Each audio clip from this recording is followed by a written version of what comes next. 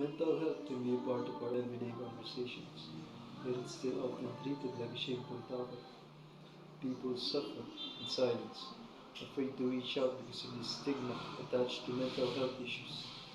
We need to break this idea by encouraging conversations or discussions concerning mental health in our workplace, at school, and especially at home. Let's not forget the importance of compassion and understanding. We can all make a difference by being there for each other. Sometimes, just listening without judgment can be the first step to helping someone feel less alone. It's time to act. Let's talk about mental health openly, support those who are struggling, and push for the changes needed to ensure everyone has access to care.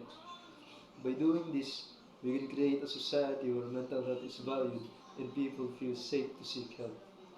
Let's make mental health a shared priority.